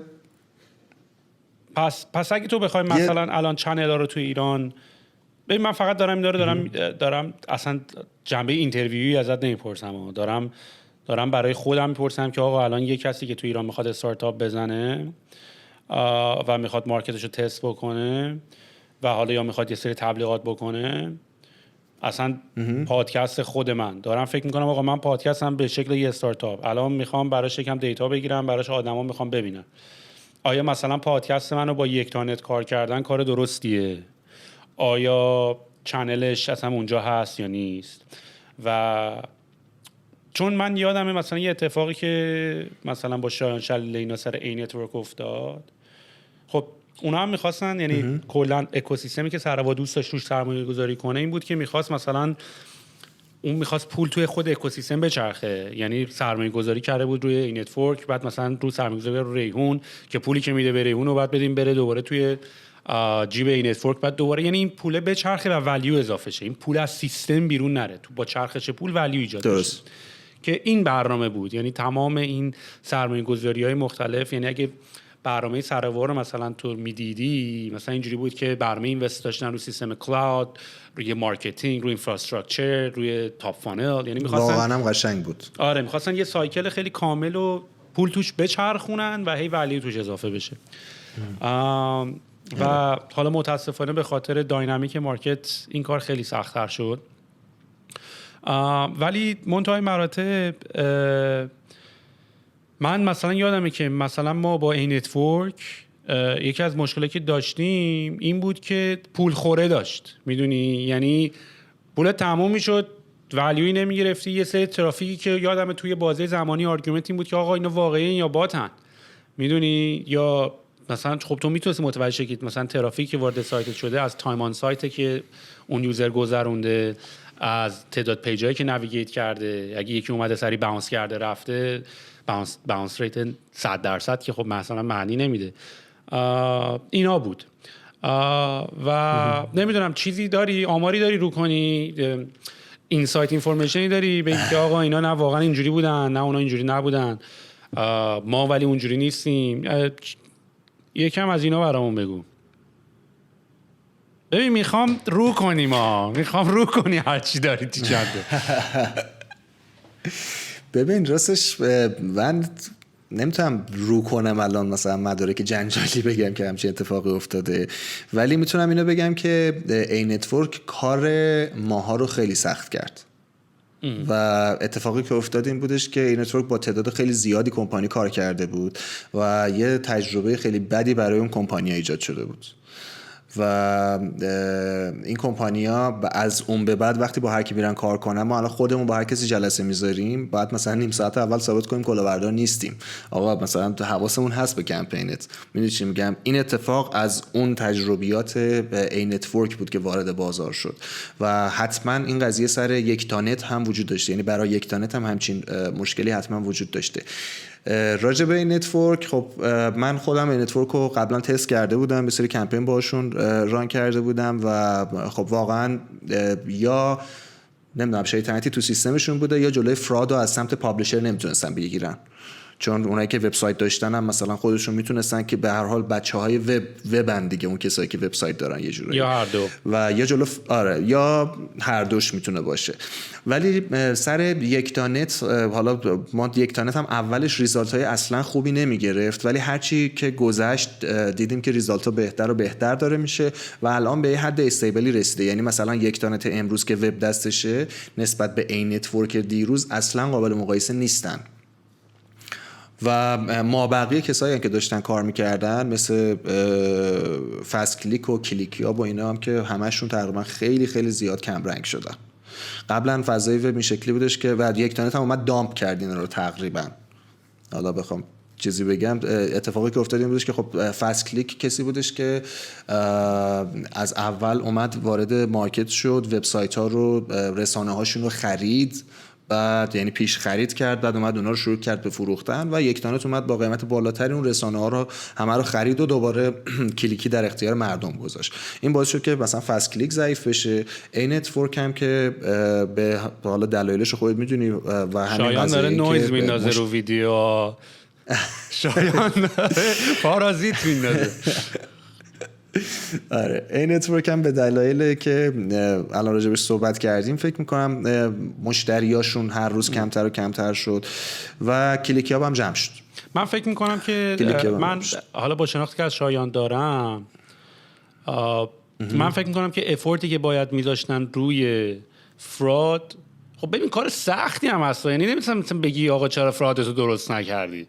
میدونی ما خودمون الان داریم، ببین کسی که اون پلتفرمو میزنه مسئولیتش همونه، یا حداقل پولتو یعنی ریمبرس کنه یا حداقل یه جور دیگه ای مثلا پولتو 2 برابر هزینه کنه. میدونی خیلی راه داری به هر حال، ولی نمیتونی بگی پول تموم شد ریزالت بهت نمیدم. ما خب خودمون هم همچین اتفاقایی برامون هر از چندگاهی میفته. تو سوشال مدیا فراد خیلی کمتره، چون کسایی که صاحب رسانن تو سوشال مدیا خیلی بچهای وب نیستن که فکر کنی مثلا باعث ایجاد فرادی بشن. ولی زمانی که ما با همچین ما اینو حالا من اضافه بکنم و ما البته ما همچین تجربه‌ای با دی نتورک نداشتیم که مثلا بگم مثلا پولمون رو خوردن، یا اتفاقا خیلی تجربه خوبی هم داشتیم. فقط من راجع به کیفیت ترافیک داشتم صحبت می‌کردم که خب مسلماً بابت ترافیک داشتن شارژت می‌کردن دیگه، ولی فکر نمی‌کنم مثلا چیزی به اسم فراد و اینا تو قضیه بود. این شایان به علاوه کسی که خیلی وقت داره برای این اکوسیستم زحمت می‌کشه دیگه، یا عمرن مثلا می‌دونی ملت که دنبال مثلا 10,000 تومان 100,000 تومان 200,000 تومان خوردن تو قضیه نیستن که مثلا سر ریحون هم به ما میومدن میگفتن آقا این سایت‌های سفارش آنلاین غذا قیمتاش از مثلا منوی رستوران بالاتره. مثلا من اینجوری بودم که آره داداش من سر 1000 تومان خورشت فسنجون میخوام سود کنم، بیزنسمو دارم مثلا روی این حساب دارم میبندم. میدونی مثلا تو وقتی رو اسکیلی که داری فکر میکنی اصلا اجازه فراد نمیخوای بدی تو سیستمت، میدونی چون دنبال یه قرون 2000 که نیستی که. به هر حال میگم این اتفاقا تو این نتورک افتاد دیگه، این تجربه تلخه باقی موند واسه خیلیا، ولی حیف بود واقعا به نظر من این نتورک. یعنی هم پلتفرم ترتمیزی داشتن، شرکت ترتمیزی داشتن به عنوان نه تمام شد. یه سری حالا اخبار اومد که این نتورک مثلا جوین شد با یه شرکت دیگه و از این صحبت‌ها بود. ولی آره پی پی جی که بعدم تو ایران تعداد خرید و فروش شرکت‌ها و مرج شدن شرکت‌ها از تعداد مشتری‌ها بیشتر بود اخبارش. آره یه چند تا دیگه هم بودن عدد و اینا هم اونا هم مرج شدن رفتن تو دل چند تا کمپانی دیگه. ببین من چیزی که تو مارکت دارم میبینم تقریبا همشون جمع شدن. خب چیزی که تو مارکت دارم میبینم، چیزی که خودشون اعلام میکنن این نیستش که جمع شدن، میگن ما همه جمع شدیم و رفتن تو دل دیجیکالا و بیشتر فکر میکنم دارن تو خود پلتفرم دیجیکالا کار میکنن تا اینکه بخوان تو رسانه‌های دیگه کار بکنن. تو مارکت من نمیبینمشون هیچ کدومشون. پس اگه بخوام یه جمع‌بندی بکنم، الان کسایی که توی دنیای تبلیغات دیجیتال ایران اکتیون، یکیش همین یکتانته که من امروز باهاش آشنا شدم، همین از طریقی که تو گفتی. البته دیده بودم یارلش اون بالا مثلا روی سری تبلیغات سایت‌های فارسی، ولی دقت نکرده بودم تا حالا بهش. شما این تبلیغ گرام هستش که هنوز دارین اکتیولی برای اینستاگرام و تلگرام کار میکنین. توی این دنیای شما رقیباتون کیان دیگه؟ مثلا توی تبلیغ مثلا میدونم حالا نمیخوای اسم ببری ولی بیا اسم ببرین تو رو خدا. الان دیگه کیا مثلا توی همچین مارکتی فعالیت میکنن؟ ببین راستش رو بخوای توی سوشال مدیا خیلی ضعیف شدن. یعنی تو مارکت سوشال مدیا بخوای، من این که میگم مثلا اسم نبریم به خاطر اینه که هر کسی که یه ذره هم اسم داشت جمع شده در حال حاضر. الان هستن شرکت‌های قدیمی که داشتن کار میکنن که حتی پلتفرم نیستن، بیشتر گروه‌های تبلیغاتی هن که فعالیت میکنن، مثلا بخوام اسم ببرم رقیب تبلیغ درایو که هنوز رقیب آنچنانی نداره. یعنی چون پرفورمنس مارکتینگ احتیاج به کلی دیتا و تجربه داره، اومدن میگن که داریم انجام میدیم ولی اونقدر رقیب خاصی تو تبلیغ درایو نداریم. تو تبلیغ گرام هستن شرکتایی مثل موبودید و ادونچر و دیگه خدمت عرض بکنم که دیدوگرام، و که دیدوگرام هم البته فکر میکنم جمع شد که اونا هم با ضعیف شدن. این حالا میشه توی رقیبای توی سوشال مدیامون و یه سری آدمایی که اصلا کارهای خیلی زرد دارن انجام میدن. یه سری شرکت‌ها هستن که اونا رو اصلا اسم نمیبرم، کارهای خیلی زردی دارن انجام میدن و بیچاره میکنن کسب و کار رو. من یه چیزی رو فقط بهت بگم، نمیدونم شاید واقعا یه نفری که این ویدیو رو ببینه به دردش بخوره یا شاید دیر باشه واسه گفتنش. حتی یه سری شاید دیده باشی تو اینستاگرام بین ایرانی‌ها مسابقه‌های اینستاگرامی رو، نمیدونم دیدی یا نه. آره. میان از بیزنس ها پول میگیرن، میگن که مثلا من برای تو تضمینی 50,000 تا مثلا فالوور میگیرم. خب و اصلا این یعنی چی؟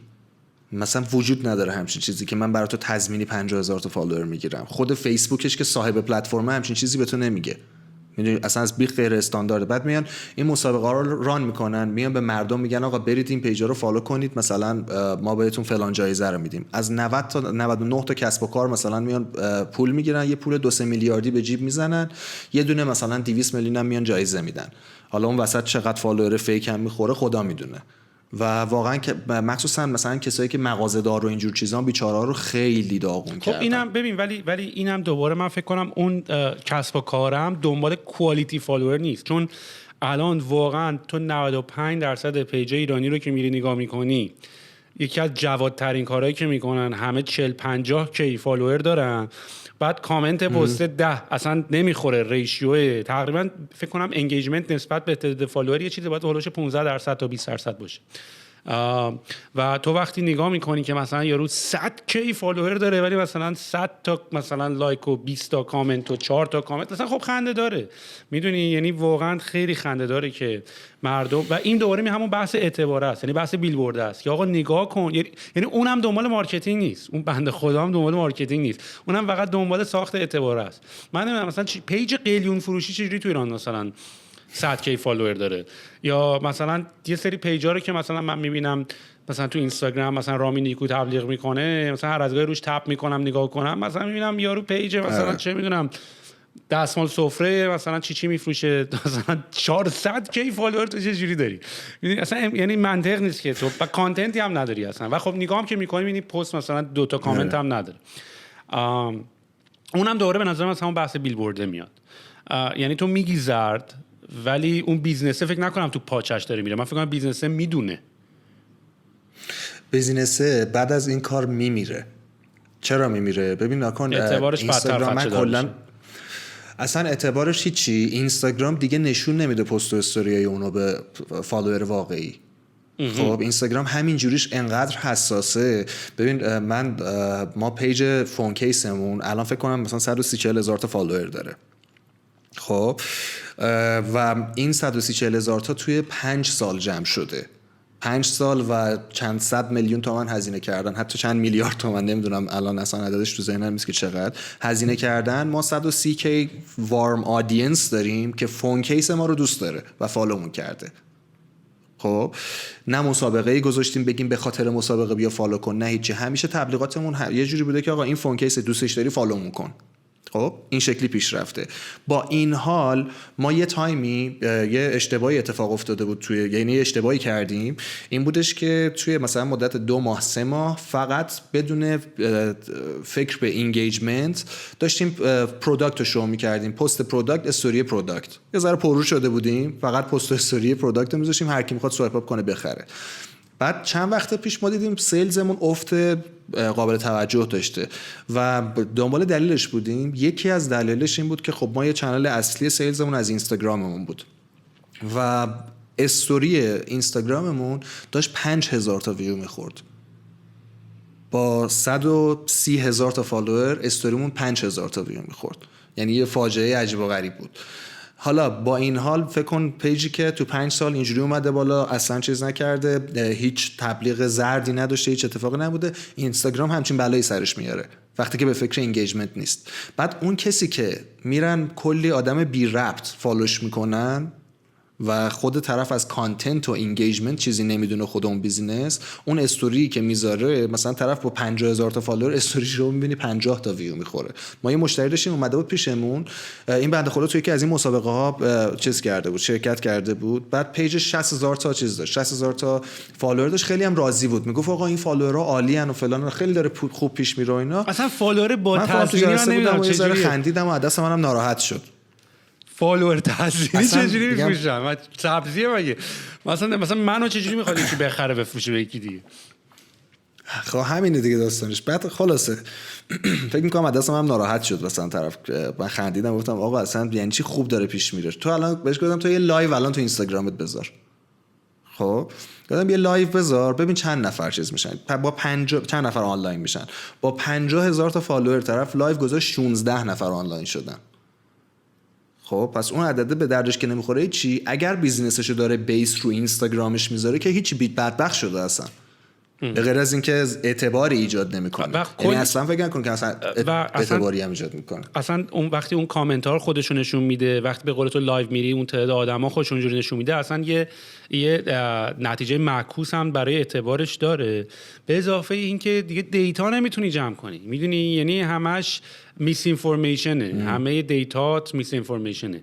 عدد انگیجمنت آلردی خراب شده با خریدن اون آدما، ریت کانورژنات همه به هم میریزه با همه اون آدما. یعنی تو یه بیس غلطی برای اطلاعات داری و این نشانه اینه که اصلا یعنی دیتا دریون نمیخوای بری، یعنی خودت داری دیتا رو خراب میکنی به خاطر یه کاری که یه انسان با اینتویشن خودش، با دیدن یه پیجی که 50k فالوور داره مکسنس اصلا من سورپرایز هم نمیشم بگم دمش گرم، اصلا اینجوریام که اصلا امکان نداره. میدونی نمیدونم، حداقل اگه میخوایم بخرین 5 تا 5k 6k 40k دیگه نخر دیگه. میدونی ببین یه توضیح بدم راجع به حالا بیس سوشال مدیا.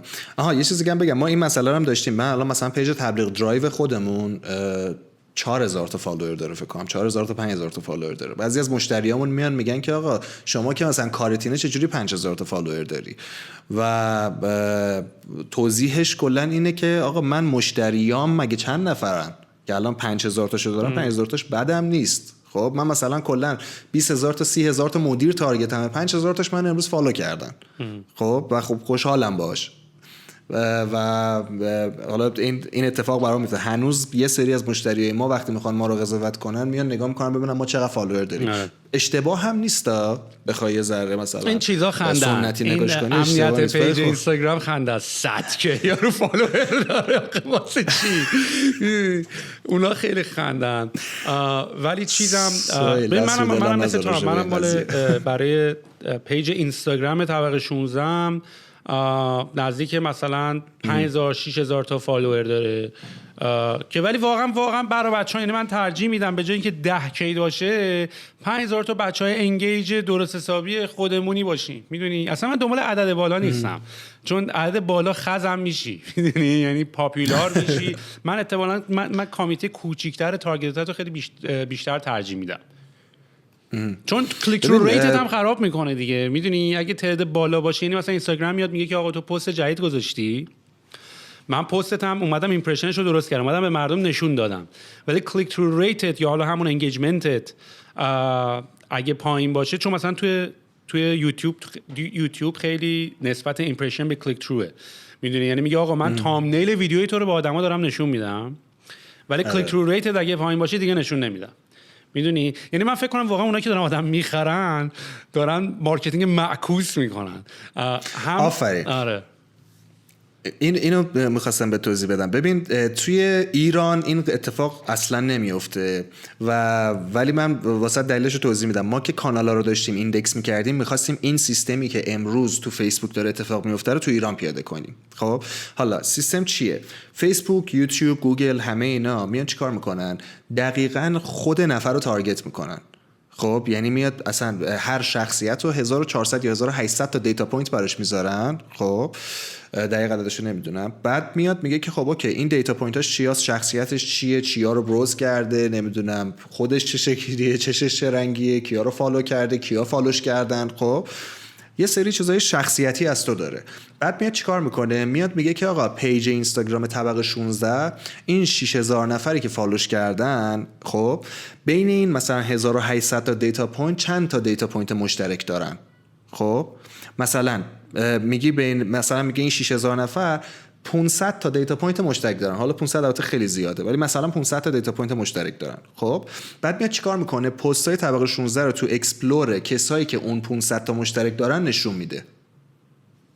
کلیک میگیره، باعث میشه که تو ارگانیک رشد کنی.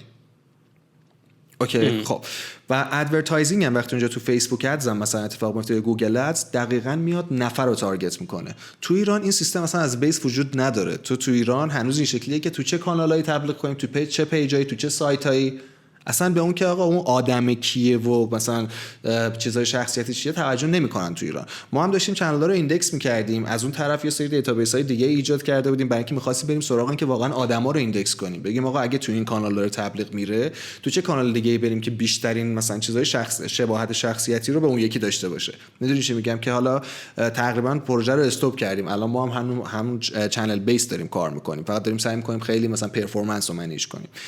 این تفاوت توی ایران و خارج از ایران وجود داره که این مثلا بیس همه اتفاقات و تفاوت‌های ادورتایزینگ تو ایران و خارج از ایرانه. اوکی. و الگوریتم‌های سوشال مدیایی هم همشون بر همین اساسن.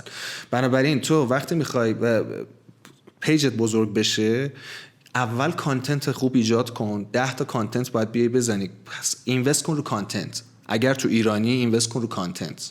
خب تو و از بین کانتنتات اونایی که پرفورمنس بالاتری داشتن اونو بیا تو پیجای مختلف پخش کن برای که بیشتر دیده شه.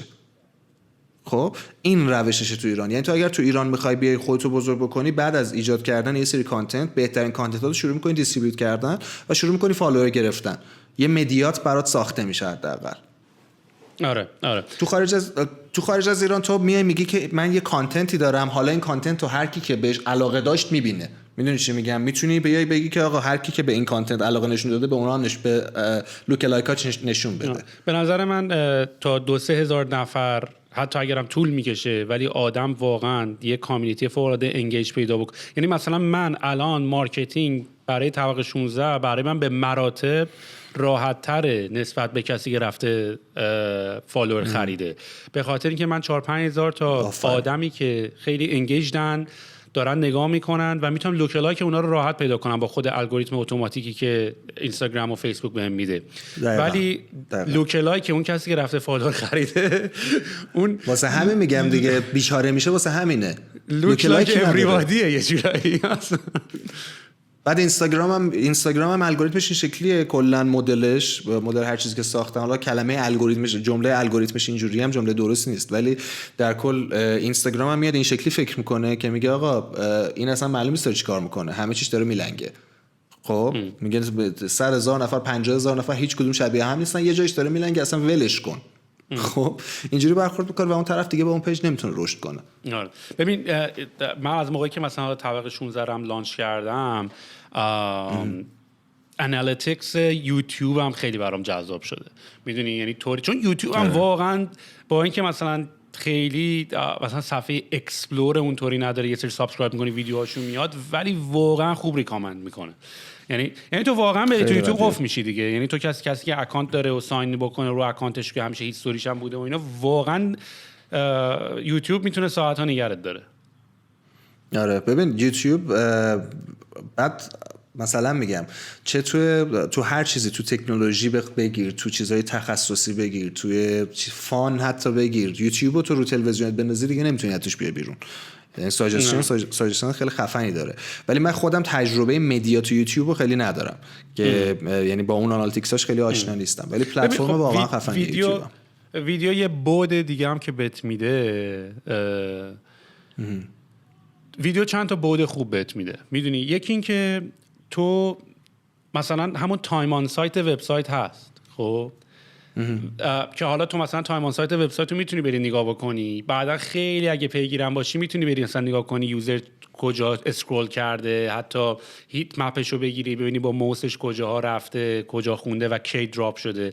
ولی تو ویدیو خوبم این هست که تو اتنشن اسپن آدما رو میبینی، میدونی. یعنی تو مثلا میفهمی، تو آدیو هم همینطور، یعنی تو مثلا میفهمی که آقا ملت مثلا من الان آدینس هم احساس میکنم که 20 دقیقه است اتنشن اسپنشون. یعنی من اعظم آدینس هامو فکر میکنم یه چیزی هولوش 35 تا 40% تا آخر پادکست 1.5 ساعت گوش میکنن و بیشترشون مثلا اون مثلا شاید مثلا تا مثلا دقیقه 40 مثلا من دراپ آف دارم. خب منتهای مراتب من به دوستان عزیز کاملا پیشنهاد میکنم که 40 دقیقه پس اول رو اسکیپ کنین، 40 دقیقه دوم ببینین، چون 40 دقیقه اول ما گرم شدیم و داریم یاوه‌گویی میکنیم و تا یه سلام احوال پرسی و یه چایی بزنیم.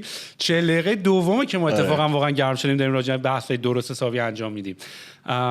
پس من پیشنهادم به اونایی که مثلا اول پادکست رو گوش میکنن بعد میبینن اینا دارن یاوه‌گویی میکنن، من پیشنهاد میکنم اونو اسکیپ کنن برن قسمت دوم. یعنی حداقل فکر کنم از دقیقه 30-35 به بعد ما خیلی بیشتر داریم راجع به موضوع خیلی مفید تری داریم صحبت میکنیم. فیدبک راجع به تا حالا شنیدی پادکست رو فیدبک نداری؟ یه سریشو می‌خواستم باهات صحبت بکنم.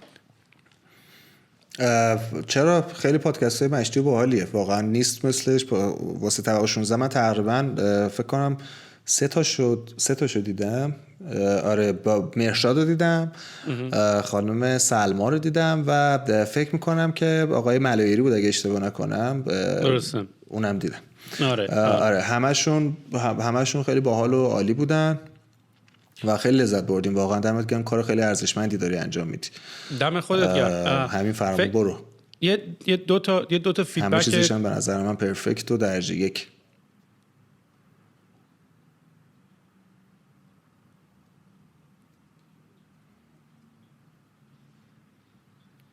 یه سری اسما که میاد پارازیت میاد. آها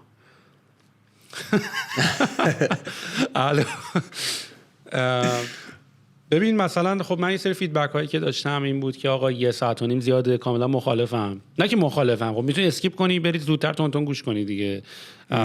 دایجستشن که نیست، مثلا اخبار که من نمیدونم برات بگم که و این که ببین یه چیزی که من دارم میفهمم، من خیلی خودم طرفدار اینم که خیلی ارگانیکلی همه چی خودش گرو بکنه بره، ولی خب احساس میکنم به هر حال منم خودم یه سری طولایی رو تو زندگیم دیسکاور میکنم که مثلا سالاست طوله هست، ولی اینجام که من چرا تا الان اینو تا الان ندیده بودم.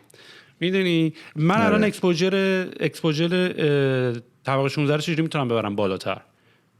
جنبه خب به هر حال اسمش تبلیغه دیگه، ولی خب میخوام اونایی که پایان حداقل بدونن یه همچین چیزی وجود داره. آره یه چیز جالب بهت یاد بدم شاید به کارت بیاد. من تجربه مدیاداری تو یوتیوب رو نداشتم ولی تجربه تبلیغاتشو داشتم. یه کار خیلی خیلی خیلی باحالی که تو میتونی تو یوتیوب انجام بدی و خیلی هم فیچر دم دستی نیست، یعنی باید ذره بگردی پیداش کنی، اینه که میتونی خودت ویدیو معرفی کنی به یوتیوب و بگی تبلیغ منو تو این ویدیو نشون بده. آها خب چرا نمیدونم. ما بیزنس قدیمیمون قبلش تیونزی که داشتیم، ما اصلا این بیزنس مال قبل 2004 است که من اومدم ایران، مال 2012 13 است. یه سری شرکت‌های بزرگی هم هستن الان مثل فول اسکرین، میدونی اینا مثلا کوکاکولا و شرکت‌های بزرگ به جایی که برن تبلیغ مستقیم بدن به یوتیوب بگن برو اد رونیو با من شریک کن، میرن با همون اینفلوئنسره قرارداد میبندن. مثلا یه قرارداد $1 میلیون و مثلا $500,000 میدن، $1 میلیون بهش میدن، همونجا تبلیغ رو ران میکنه با همون آرتیست و امبد میکنن تبلیغا رو، حالا تو پروداکت پلیسمنت، تو گفتنه. ولی آره از این شرکت هایی که با اینفلوئنسر مستقیم کار میکنن زیاده. ولی نه، من دنبال اینم. نه سوال اشتباه نگیره، منظورم خود اینفلوئنسر نیست، تو خود پلتفرم یوتیوب، تو خود گوگل ادز میتونی بیای بگی که مثلا 3 تا پادکست دیگر رو سلکت کنی، بگی تبلیغ منو اول این 3 تا پادکست نشون بده، یه تیکه‌ای از تبلیغ مثلا از پادکست‌های خودت رو کات کنی بذاری اولش، بگی که مثلا بیا اینم ببین، هم تو اون هم ساجستشناش دیدی وسط ویدیو اون بالا سمت راست ساجستشن میده. تو یوتیوب ران کرد. آره میشه. گوگل خیلی با تبلیغات فارسی مشکل نداره، فقط به خاطر تحریما مجبور شده یه سری جا اسمای ایرانو برداره، ولی راههای بایپسش خودش باز گذاشته. یعنی منظورم که تو میتونی پشت یه سری کانتنت ایرانی تبلیغات خودت به گوگل بگی نشون بده. نایس. آره این بعد خیلی کار میشه باش کرد. یعنی یه کار مثلا ساده بخوام یاد بدم، خیلی هستن مثلا میرن ویدیوی چه میدونم گیم میبینن، خب یا یه سری چه میدونم چیت های گیم سرچ میکنن. تو اگه مثلا یه ای کامرس داشته باشی که چه میدونم صندلی گیمر بفروشی یا لوازم گیم بفروشی، اونجا بهترین جاها و مثلا بیست پرفورمینگ هست واسه این که بخوای تبلیغاتت انجام بدی. اوکی گود. آره گود تو نو. آخه یه مقدارم که میدونی مثلا این دیتا پوینت هایی که داشتی راجع به فیسبوک و اینا میگفتی، قبلا این پلتفرم‌ها خیلی خوب بودن تو تارگتینگ، هنوزم هستن، ولی خب دیگه الان به خاطر این قوانین جدیدی که اومده که آقا یکم پرایوسی تو رو خود رعایت بکنین، یه مقداری کمتر دارن میذارن. مثلا قبلا یادم تو فیسبوک تو میتونستی بری بگی آقا این پیج رو میبینی، من میخوام به ویزیتورای این پیج تبلیغمو نشون بدم. الان دیگه نمیذاره اینقدر تارگت انجام بدی، یعنی میگه آقا بگو من خودم اتوماتیک برات میرم یه کارایی میکنم، ولی دیگه نمیذاره اونجوری اینقدر اسپسیفیک انتخاب کنی چیکار میخواستم بکنم و اینا.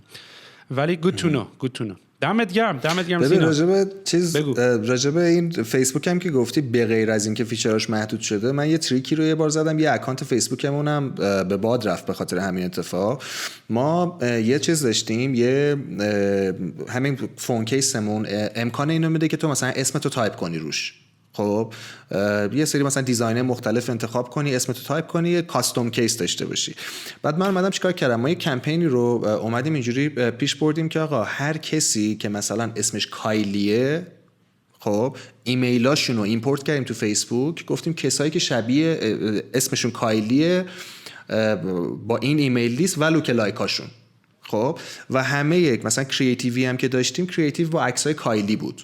خب یعنی رو فون کیس نوشته بود کایلی که بیشترین ارتباط رو برقرار کنه. اصلا زدن اکانت رو بستن و همه چیزمون تعطیل شد و یه اکانتمون خلاصه اینجوری به باد رفت. یعنی به غیر از اینکه فیچراشون محدود شده، خیلی از کارهای دیگر رو جلوشو میگیرن، نمیذارن اتفاق بیفته. گود. نه متوجه کامل صحبت رو دستم. بسیار عالی. ببین به خاطر حالا خیلی دوست دارم باز راجع به این قضیه مارکت ایران صحبت بکنم و خیلی دوست دارم که بدونم که خیلی دوست دارم با دیتیل ترم صحبت بکنم راجع به این که آقا مثلا یه پکیج تبلیغاتی تو ایران مثلا چقدر هزینه ور داره. مثلا واقعا اگه مثلا آدم بخواد یه مارکت ریسرچ بکنه، بخواد ببینه که مثلا هزینه تبلیغات تو ایران چه جوری هست، واقعا هیچ مثلا پیشنهاد میکنم شرکت شما بیاد این کارو بکنه، یعنی بیاد یه بوکلتی چیزی درست بکنه از وضعیت مارکت تبلیغات در ایران. چون برای من خیلی جالبه که منی که الان مثلا میخوام برای طبقه 16 یه سری کارهایی انجام بدم که فقط صرفا اکسپوژرم بره بالا، من الان واقعا نمیدونم کجا میشه چیکار کرد. میدونی؟ ببین یه ذره راستش سخته بخوایم همچین داکیومنتی درست کنیم، به خاطر اینکه حالا چند تا سناریو هست. ببین تو هر بیزنسی توی شرایط مختلف سناریوهای مختلف داره، خب و نمیشه حتی رو اینداستری هم نمیشه یه نسخه پیچید بگی هر کسی که تو این صنفه این نسخشه. خب اصلا هر کمپین تبلیغاتی استوری خاص خودشو داره و هر سرویس هر بیزینس باز استوری خاص خودشو داره. میدونی چی میگم؟ آره درست. برای همین نمیتونیم بیایم یه چیز جامع بگیم. تو اگر مثلا کارت سفارش آنلاین غذا، مثلا میگم یه اپلیکیشن داره که هم سوپرمارکت توشه هم سفارش آنلاین غذا، خب سوپرمارکت تو هر منطقه استوری خاص خودش رو داره و سفارش غذا هم همینطور. غذای ایرانی یه چیز، ایتالیایی یه چیز دیگه است. برای همین نمیشه بگیم که خب اگر تو اپلیکیشن غذای آنلاین داری با اینقدر تومن میتونی مارکت تو تست بکنی. و همینطور زمانهای مختلف. تو زمانی که مثلا مارکت مثلا کرونا اومده تو ایران، وقتی میخوای یه تبلیغ ماسک برای خودت بری، خب هزینه خیلی خاصی نباید بکنی برای مارکت ریسرچت، و چون دیمندش وحشتناک وجود داره. نه آره متوجه. یا زمانی که بازار بورس مثبته و هر روز داره مثبت تر میشه، یه کارگزاری برای اینکه بخواد تبلیغ آنلاینش رو تست کنه باجت خاصی نیاز نداره. ولی زمانی که منفیه، خب همه چی به هم میریزه. بورس منفی باشه تبلیغاش هم جواب نمیده. آره کامل متوجهم. سینا احمدی نشاد جان احمدی نشاد دمت گرم. مرسی که وقت گذاشتی با همون صحبت کردی. قربان تو عزیزم. حرفایی که زدی که برای من خیلی خیلی چیز بود، کمک کننده بود. الان من یه سری جاها رو باید برم نگاه کنم ببینم اونا چیکار میکنن. برو حسابی بهتر کن. دمت هم گرم. و برای پادکست هم هر کاری داشتی رو ما میتونی حساب کنی. بکن دیگه، الان خودت هم توشی، الان بیشتر تبلیغ کن. همینو پروموت میکنیم ها. آره همینو پروموت میکنیم. 50-50 باش. باش عزیزم. دمت گرم سینا. good talking to you. دوباره با در تماسم. چاکریم. قربونت عزیزم. قربونت باشه. مراقب باش. فعلا. خداحافظ.